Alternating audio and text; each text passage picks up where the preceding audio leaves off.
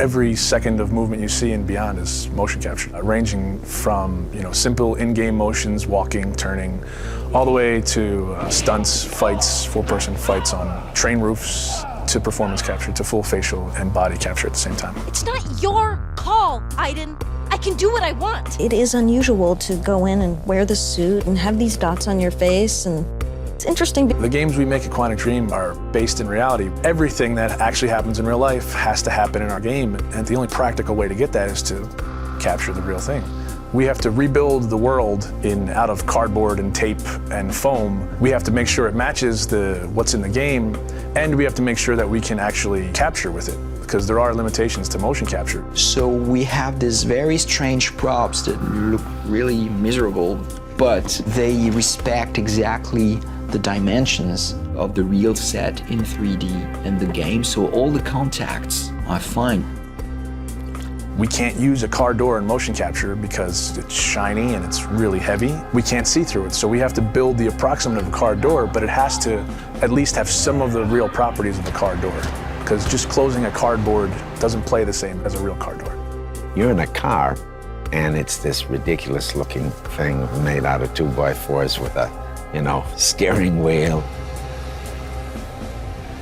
I'm a guy that likes to, when I'm going through a casual environment, I like to have my hands in my pocket. Well, your performance capture suit doesn't have pockets. So we created these Velcro straps that became my pockets that I would have something to put my hands in.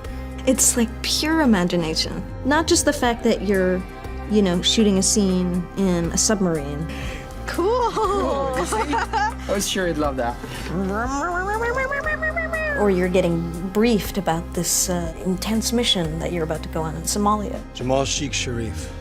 Literally, it's like being a 7-year-old with your best friend and you're pretending that the world's gonna end and the bad guys are coming and we have to jump from couch to couch and avoid the lava. I think that's also what makes it challenging, but also really incredible and raw. Everything becomes kind of bare and essential, but also it's sort of disturbing sometimes. When you're eating in a scene and say we're eating pizza, it's like a little piece of triangle cardboard that, thank God, says pizza on it, or else I would not know what it is.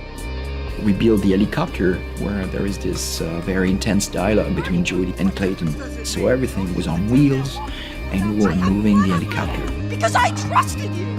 Performance capture, it's digital acting. The trickiest part of performance capture is the preparation. It's getting people ready to perform. Depending on how many actors you have, it takes a while to put the 90+ markers on the face. They all have to be placed specifically for them to work right on the rig. So you have 88 dots, these beads all over your face. Not only that, but you got all these hard ball-like Velcro things all over your body as well. It's gonna pose a little bit of a challenge. I mean, All these little balls. oh, fuck! I got like 10 bruises in my arm. Everything's very refined because they want to have a vocabulary to play with. So you try to be the material. You try to give them as much as you can. In our game, we have dozens of hours of animation. Capturing everything demanded an enormous amount of focus of the team to shoot almost every day during 1 year. And then, of course, treating all this data, bringing it to the character in the game. Nathan? Jodie, where are you? Turn back. The game itself really requires emotion and subtlety, and I think there's no other way to capture all that than the way we're doing it.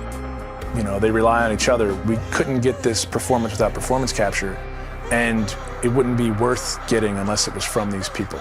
It's a really great mix of technology and talent.